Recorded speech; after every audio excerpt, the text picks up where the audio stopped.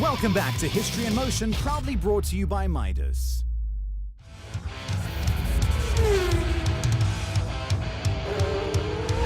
One of the most popular cars of its time is the Ford Escort, and on the Midas Historic Tour, there are no fewer than 15 Ford Escorts at any one event. The most popular models were the Mark 1s and Mark 2s, as well as producing the standard production cars, Ford offered a higher performance version, the Escort twin cam designed for rallies and racing. The Ford Escort went on to become one of the most successful rally cars of all time.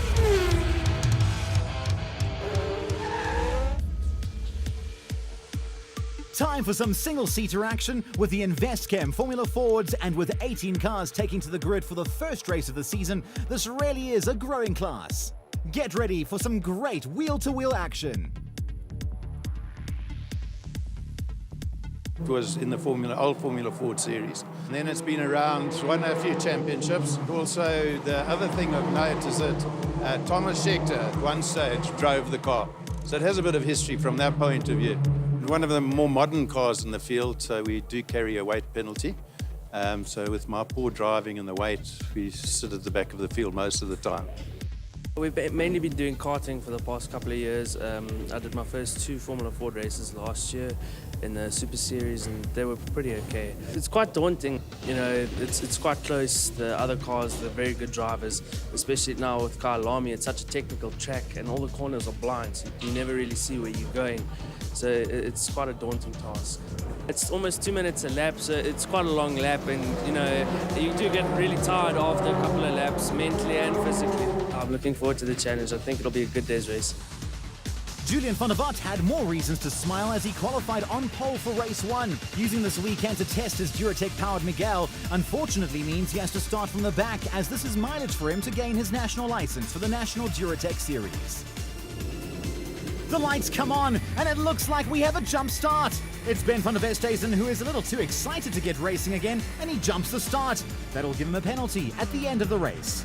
Having the opposite problem is Julian van der Vat, who is having problems getting off the line. He eventually gets going, but he'll have a lot of work to do to catch up to the field. Ian Schofield and his Miguel SJ got off to a great start, and he leads the field into turn 4, closely followed by Andrew Horn and the rest of the field. Graham Hepburn moves down the inside of Andy Schofield, heading up to turn 4, and gains another position. He now has Andreas Petru in sight as they head towards Sunset. Andrew Horn running wheel-to-wheel with Ian Schofield as they approach Sunset. Horn has the inside line and manages to take the lead from Schofield as they make their way up to Clubhouse. Matthijs Stradom has a look on the outside of Ben van der Westhuizen. Graham Hepburn passes Andreas Petru and moves into 8th position from 17th after 5 turns on the opening first lap. Great driving from the 2014 champion. Through the S's, it's Horn, Schofield and van der Westhuizen who lead the way. Behind them, it looks like Matt Nash has found a way past Matthijs Stradom, who is also a former champion in this class. Graham Hepburn is on a mission to get up front with the leaders as he goes down the inside of Dean Fenter heading into Westbank. Next up, Jeff Gable. You can see Hepburn really is pushing hard to get the positions.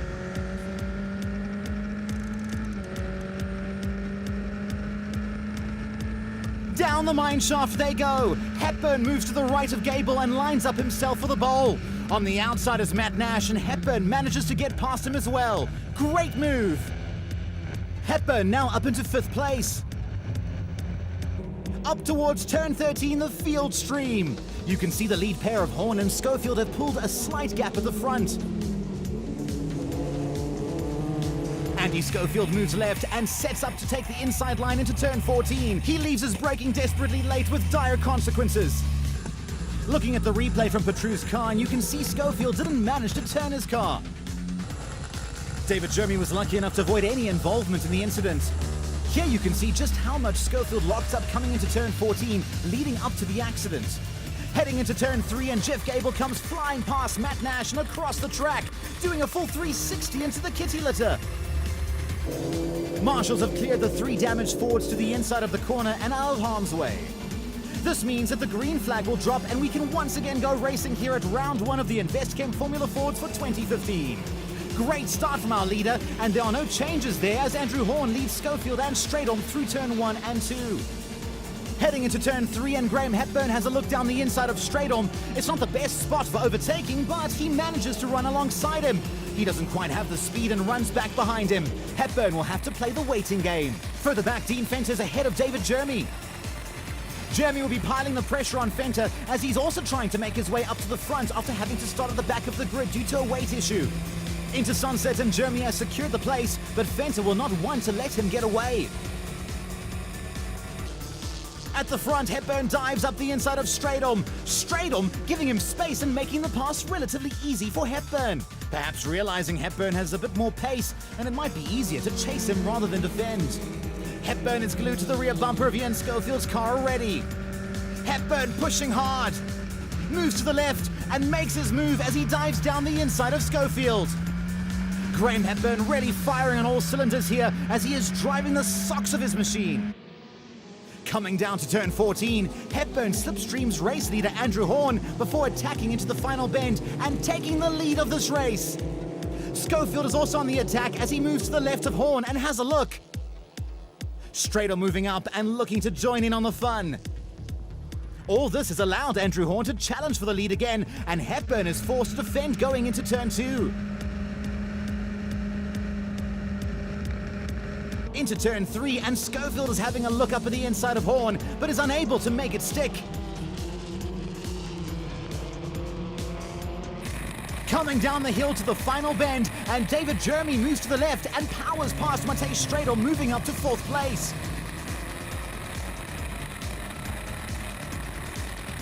Ahead of them, the leading trio run nose to tail down the start-finish straight. This is the close racing that Formula Ford is famous for all over the world. Andrew Horn pulls out and challenges Hepburn. Hepburn fights back and manages to maintain the lead. Julian van der Vaart trying to recover after his terrible start, and we see him make a pass on Donny Lamola as the pair head down the back straight towards Sunset. Ahead of him now, the red Swift of Rex Tweedy. You can see Tweedy look to his right as Van der Vaart drives round the outside of Clubhouse and gains another position. Heading up to West Bank, and Schofield is focused on catching Horn. Into the tabletop, and Schofield loses the back end under braking, spinning him across the track. This allows David Jeremy to gain an easy position. Schofield manages to get going again, but he will be frustrated with that error. Into the final bend comes Graham Hepburn, and he heads towards the checkered flag, and his title defense has got off to a great start. A clearly elated Hepburn takes the win from 17th on the grid, a sterling drive from him.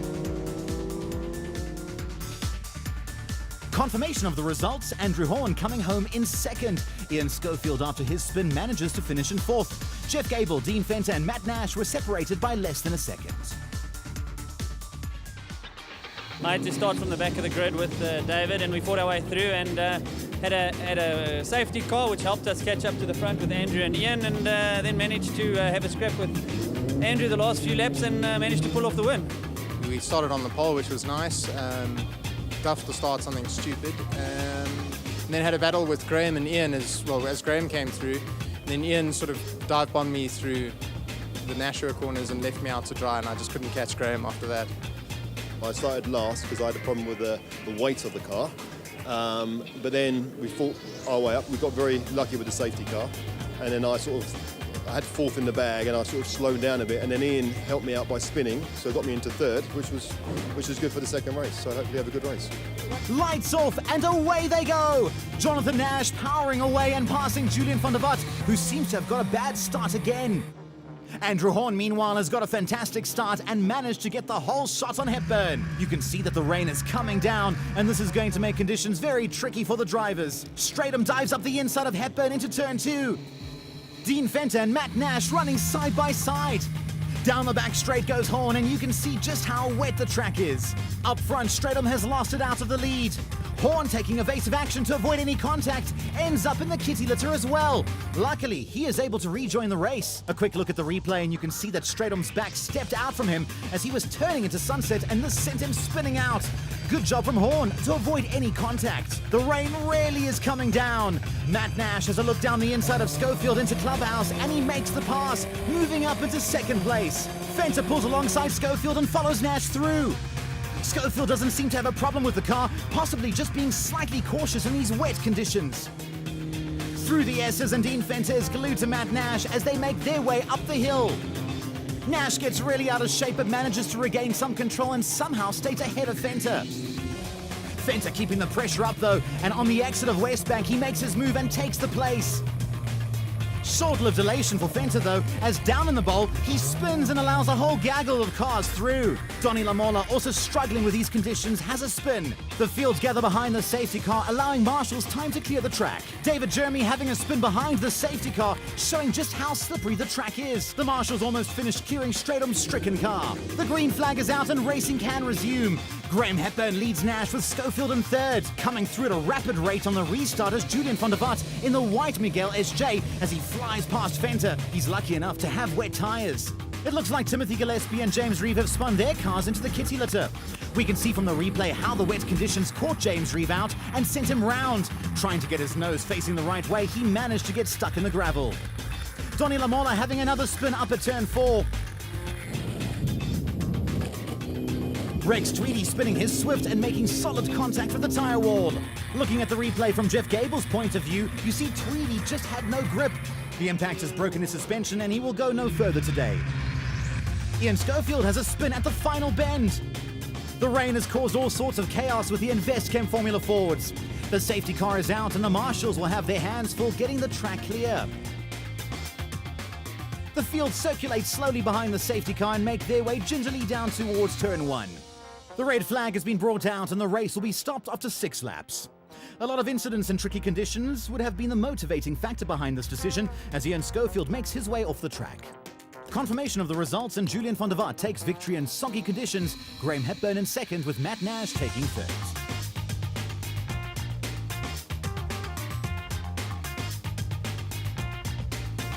For some reason, the fourth gear just kept on jumping out, and unfortunately, the second race was my chance to actually win the race. And coming into Sunset, the car just jumped out of fourth, and it was so slippery. The car just spun around, and I was stuck in a kitty litter. So yeah, that was my race. It's still more fun than mowing the lawn at home. So we had a really fun 2 laps. I managed to, I think, make 6 positions on the first lap. A lot of them on the grass, which was quite fun. But unfortunately, Graham didn't crash like I was hoping he was going to. I was on pole, so I got away. Andrew and Matthijs came flying past me. I didn't have what they had, and then they promptly spun off at Sunset and gave the lead back to me. I then carried on going. We had 2 safety cars. I had Matthew behind me, so I just kept it on the black stuff, and we got the win. And it was very tricky out there, and as you saw with the 2 safety cars, the guys were battling to keep the car in the right direction. So it was a bit tricky, but it teaches you car control and your limits in the rain, something different for us. It's the first time I've done a wet race here. I did one in Pekisa and one here. And it's wild, because it's seriously fast here as well, and there's wet and dry, and there's puddles.